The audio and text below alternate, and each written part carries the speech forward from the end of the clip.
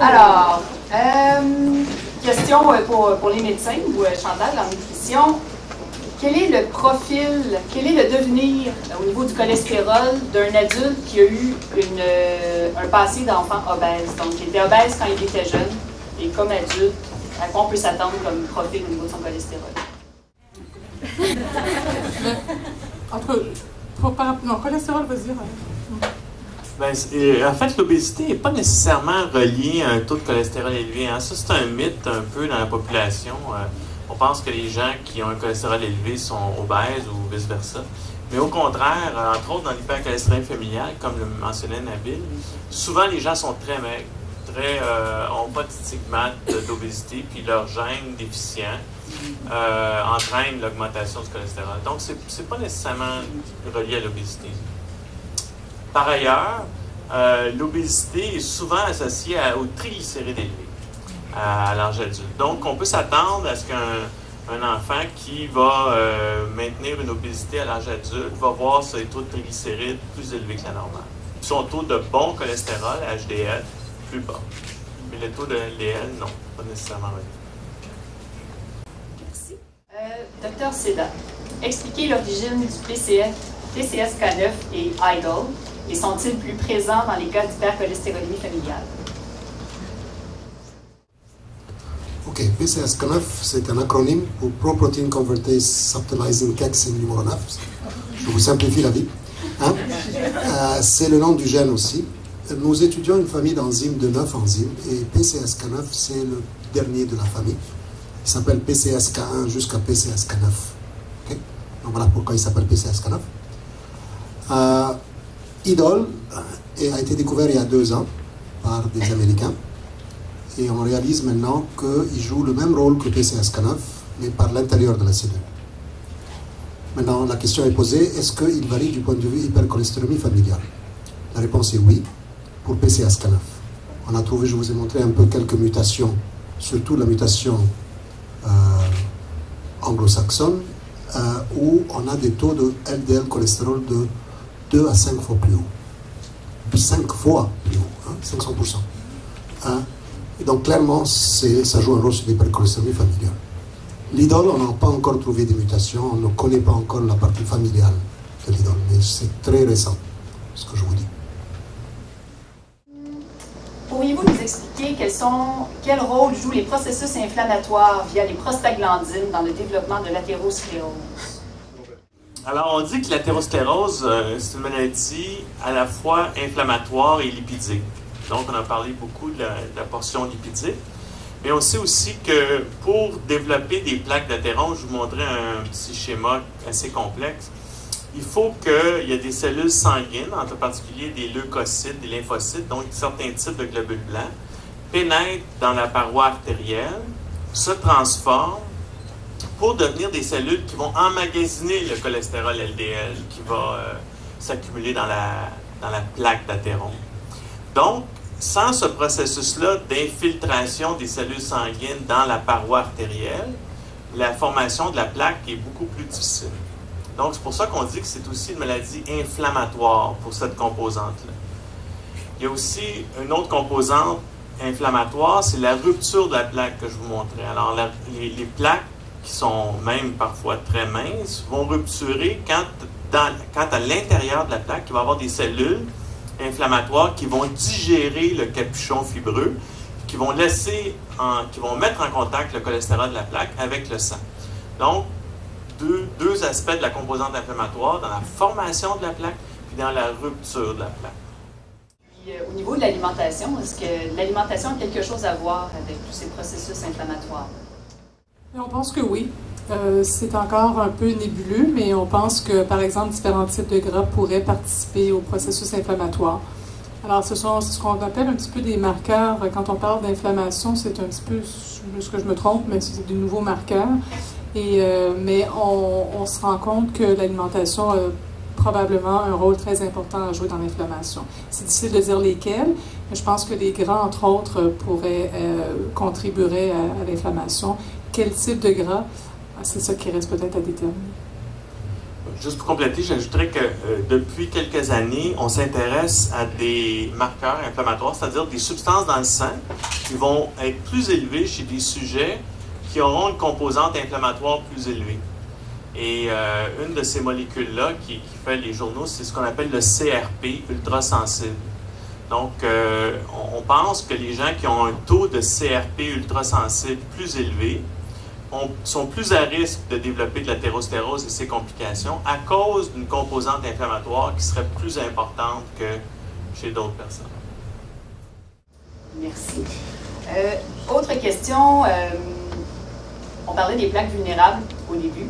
Est-ce que faire de l'activité physique, ça pourrait briser une plaque vulnérable? Non. Non, parce que les... Je vous rassure. Non, parce que, en fait, les plaques vulnérables, comme on le mentionnait, ce sont des plaques plutôt minces, plutôt de faible calibre. Et donc, c'est pas vraiment le stress hémodynamique qu'on appelle, c'est pas la vélocité de circulation sanguine qui va faire rupturer une plaque, mais davantage, comme on le mentionnait, les composantes inflammatoires qui sont associées et le contenu en cholestérol, qui est vraiment le facteur majeur. Donc, même un patient qui serait hyper tendu, c'est vraiment comme tu viens d'expliquer, le niveau de cholestérol pour la rupture ça, c'est le déterminant majeur de la présence de plaques vulnérables. Merci. Une question pour tout le monde. Est-il possible qu'une personne qui prend des statines et qui a des bons résultats en prenant ces statines puisse, avec l'alimentation et l'exercice, arrêter la médication? Je pense que avant d'arrêter les statines, il faut en parler au médecin, mais il arrive parfois qu'on puisse baisser de façon substantielle les valeurs de mauvais cholestérol. Mais généralement, je pense que les statines, certains médicaments peuvent aller outre juste la réduction du cholestérol. Je pense que c'est vraiment le médecin qui va devoir trancher, à savoir si c'est bon ou pas bon de retrancher la statine. Maintenant, je pense que dans certains cas, il pourrait arriver qu'on enlève une statine, mais je ne pense pas que ce soit la majorité du temps. Ben, c'est ça. En fait, nous, c'est une question d'objectif. Alors, il faut obtenir notre objectif, coûte que coûte. Et on favorise évidemment que la majorité de cet objectif-là soit obtenue par des changements du mode de vie, alimentation optimale, exercice physique optimal. Mais quand on n'obtient pas l'objectif, là, il faut ajouter les statines. Et on ne va pas enlever la statine, même si l'alimentation est optimale, si notre cible n'est pas atteinte.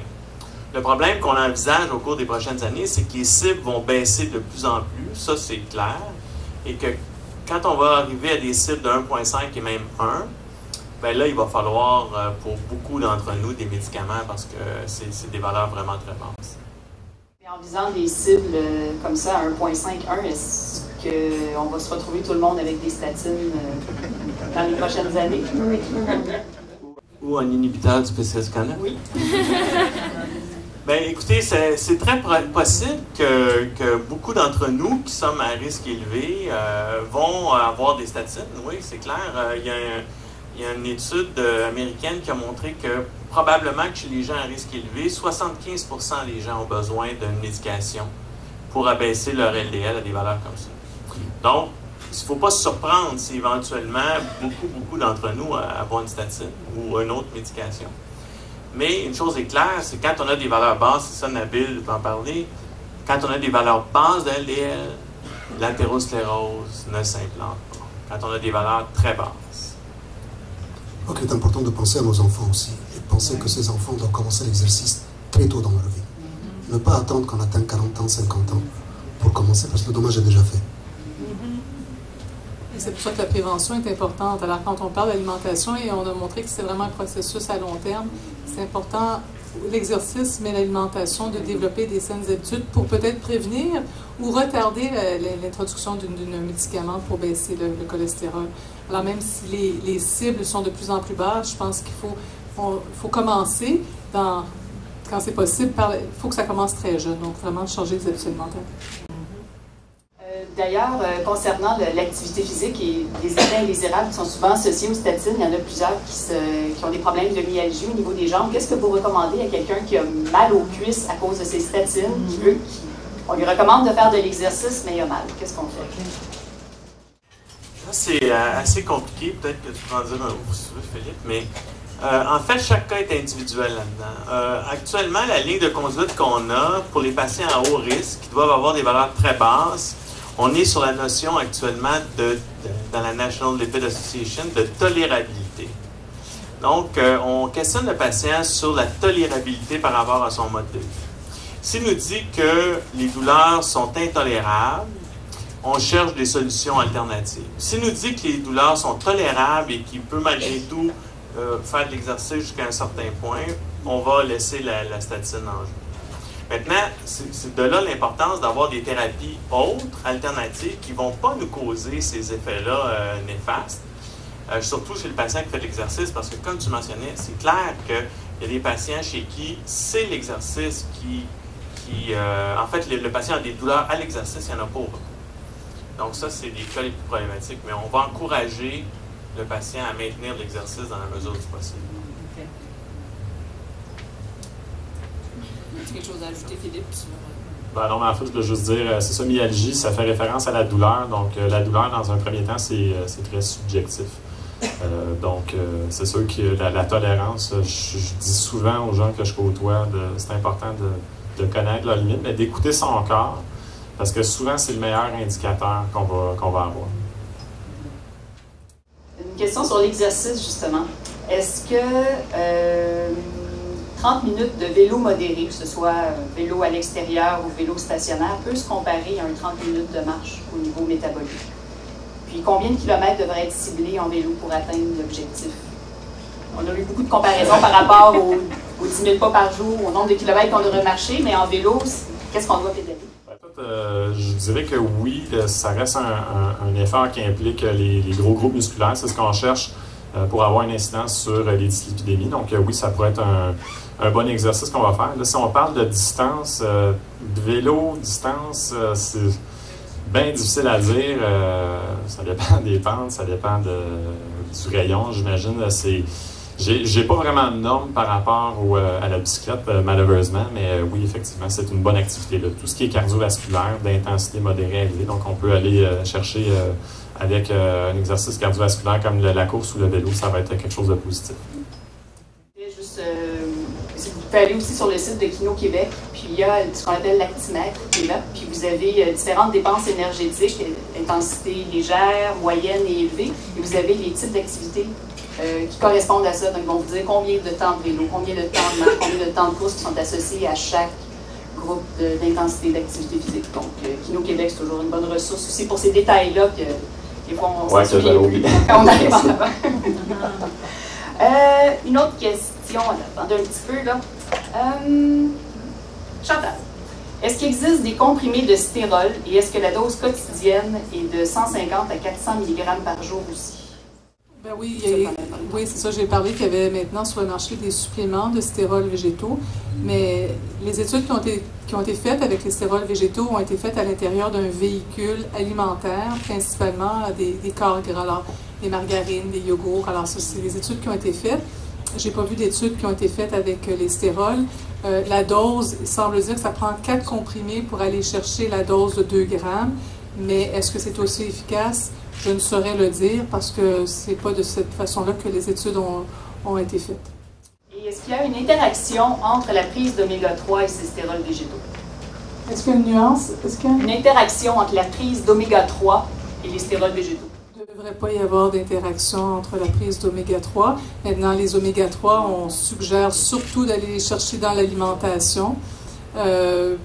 Parce que c'est vraiment quelque chose qui est déficient actuellement, les oméga 3 dans notre alimentation. On en a parlé tout à l'heure, on a parlé de triglycérides très très brièvement, qui est un autre facteur de risque. Les oméga 3 des poissons ont surtout un impact pour faire baisser les taux de triglycérides. Alors c'est vraiment, les recommandations, c'est d'augmenter la consommation de sources alimentaires et non pas de suppléments. Mais à ma connaissance, il n'existe pas d'interaction entre la prise d'oméga 3 et les stérols végétaux. Puis, juste pour que ce soit bien clair, est-ce qu'il y a des aliments qui nous permettent d'augmenter notre bon cholestérol? Une excellente question. Je vous dirais que malheureusement, ou heureusement pour certains, je pense que le seul aliment qui fait augmenter le bon cholestérol, c'est pas un aliment, c'est le vin rouge. En fait, c'est l'alcool. En fait, je dis le vin rouge, mais c'est l'alcool. Pourquoi? Parce que Dr. Seda a parlé de la diète méditerranéenne et c'est de là qu'est venu l'intérêt pour l'alcool, particulièrement le vin rouge, qui montrait que ces populations-là avaient des risques de mortalité beaucoup plus faibles. Et on a attribué ça, oui, à l'alimentation, mais en grande partie à la consommation d'alcool, particulièrement de vin rouge. C'est à peu près le seul aliment, et ça, de cesser de fumer. Alors, les gens qui fument et qui cessent de fumer verraient leur HDL augmenter. L'exercice physique est un autre point qui fait augmenter le HDL. Mais en termes d'aliments, ce serait seulement le vin rouge. Et on pourrait augmenter le HDL, mais via la réduction des triglycérides par la consommation d'oméga 3 et également par la gestion de poids. Mais il n'y a pas un aliment, là, vous allez dire, oh, mais je vais prendre tel aliment qui va faire augmenter le HDL, à part le vin rouge dans la littérature. Mais je ne vous recommanderais pas comme traitement de prendre du vin rouge parce que ça a d'autres effets délétères. C'est même prescrit par certains. Je ne regarde pas Dr. Dufour, mais je regardais parce que certains médecins qui vont prescrire particulièrement du vin rouge. Ben, prenez donc un petit verre de vin rouge ou 2 par jour. Disons que ça ne peut pas nuire. Ben, je vous dirais que dans certains cas, ça peut faire augmenter les triglycérides, ça peut faire augmenter la pression artérielle, mais c'est surtout que ça peut faire augmenter le poids, sans compter les problèmes hépatiques qui peuvent être associés à la consommation d'alcool. Désolée. Bon, bien, tant qu'à être dans l'alimentation méditerranéenne, tout ce qui se passe de l'autre côté du ruisseau, l'an dernier, il y avait eu un cardiologue français qui avait été invité, Dr. Delorgeril, je ne sais pas si vous vous en souvenez, à l'émission de Pinard, j'allais dire de Pivot, et qui recommandait de cesser d'utiliser les statines, que ça augmentait la mortalité. Quelle est votre position par rapport à tout ça? Ça a créé toute une polémique au Québec pendant un certain moment. Les patients voulaient arrêter de prendre leurs statines. Puis, qu'est-ce que vous en pensez? Quelle est votre position? Écoutez, c'est complètement faux dans le sens que les statines, en fait, le point qui est clair, c'est que plus on est à risque élevé du point de vue cardiovasculaire, plus on bénéficie de réduire son LDL cholestérol. Donc, c'est clair que les études en prévention secondaire, c'est-à-dire des gens qui ont déjà eu des problèmes cardiaques, démontrent un bénéfice plus grand que chez les patients qui n'ont jamais eu de problème cardiovasculaire. Donc, l'argument, c'était de dire, bien, on devrait donner des statines, mais aux gens qui ont eu déjà des problèmes cardiovasculaires. Sauf que c'est un peu, en fait, le mécanisme de la pathologie est le même, puis l'idée de prévenir, de donner des statines à des gens qui n'ont pas encore eu d'événements cardiovasculaires, c'est justement parce qu'on sait que ça prévient le premier événement. Donc, non. L'autre argument de Delorgeril, c'est, vous savez, dans l'athérosclérose, ce qui est le problème, c'est les plaquettes et le caillot. Et c'est pas le cholestérol. Alors, mais comme je vous ai montré, effectivement, si on tient ça au pied de la lettre, la rupture de la plaque vulnérable qui entraîne un caillot qui va obstruer l'artère, on peut dire que le problème, c'est le caillot. Mais dans le fond, on sait très bien que le problème, c'est la plaque rupture qui entraîne le caillot, puis que la plaque, c'est celle qui est riche en cholestérol qui va rupturer. Donc, c'est un peu sémantique de voir les choses comme ça. Mais en réalité, tout le monde, qu'on soit en prévention primaire ou secondaire, bénéficie de réduire son LDL cholestérol. Et plus notre risque est élevé, plus on en bénéficie, plus on va prévenir d'événements. C'est le même argument sur lequel on devrait traiter les gens âgés. C'est-à-dire que plus on est âgé, plus on est à risque élevé, plus on bénéficie de réduire notre cholestérol pour éviter un événement cardiovasculaire. Merci. Je pourrais juste rajouter que le chercheur en question, qui s'appelle M. Michel Delorgeril, est celui qui a initié ce qu'on appelle le régime, le Lionheart Study, l'étude du cœur de lion qui a été faite en Europe, qui a montré une réduction spectaculaire de la mortalité par le régime méditerranéen. Alors, il y avait peut-être quelque chose à vendre, entre autres le régime méditerranéen, qui serait peut-être pas bête, mais je pense qu'il y avait beaucoup de faussetés qui ont été véhiculées. Une question pour toi, Chantal. Je suis un peu confuse car ma nutritionniste m'a mentionné qu'une étude sortie en 2010 mentionnait que la consommation d'un œuf par jour n'a aucune influence sur le cholestérol. Pouvez-vous commenter? C'est un très bon commentaire et c'est pour ça que j'ai choisi de présenter et de parler des œufs parce que c'est une question qui revient souvent et je vous dirais qu'il n'y a pas de consensus actuellement. beaucoup de nutritionnistes vont dire bon, écoutez, pas de problème, mangez des œufs tous les jours. Sauf que beaucoup de publicité qui a été faite par la Fédération des œufs. Et donc, ils ont choisi de publier les études qui leur étaient favorables sans montrer les effets qui leur étaient peut-être défavorables. Alors, actuellement, c'est vrai qu'il y a beaucoup de chaos par rapport à cet énoncé-là. Mais je pense qu'il faut aller plus loin et il faut regarder les effets, non pas juste sur le LDL, même si certaines ont démontré que ça influençait peut-être peu le LDL, mais que ça a d'autres effets sur d'autres marqueurs. On parlait d'inflammation tout à l'heure et on a démontré qu'une consommation importante de cholestérol alimentaire, on voyait des plaques chez l'animal qui étaient beaucoup plus importantes dans la paroi. Alors ça, c'est important de le mentionner.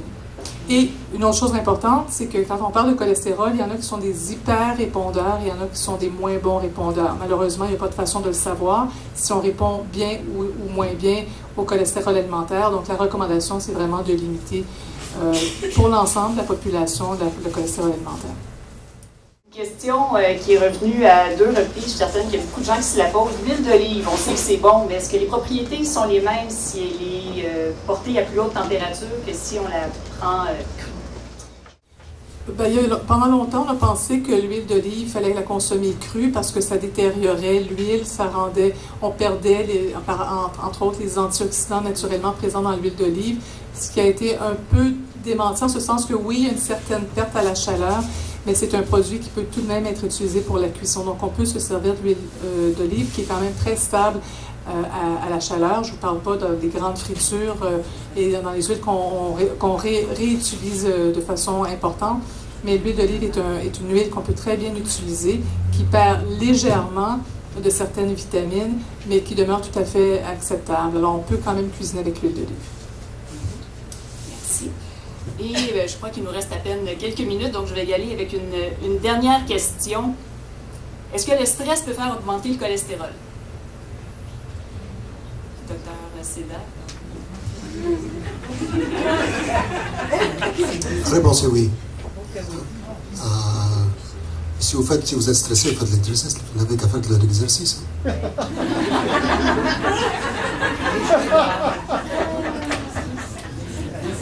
C'est vrai qu'on sait que le cortisol, qui est sécrété, l'hormone du stress, peut faire augmenter les lipides plasmatiques, donc à la limite oui. Mais je vous dirais que c'est surtout un facteur de risque indépendant de l'augmentation du cholestérol. On sait que les gens qui ont en fait, on mesure le stress ou l'anxiété ou l'indice de dépression.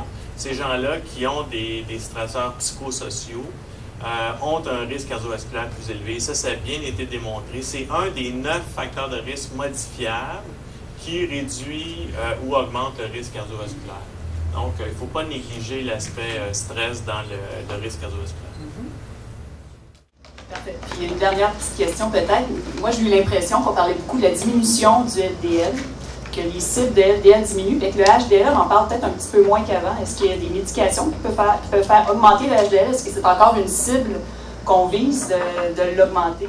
On croyait, il y a jusqu'à très peu de temps qu'on devrait augmenter le HDL avec une médication et que ça aurait des bénéfices spectaculaires.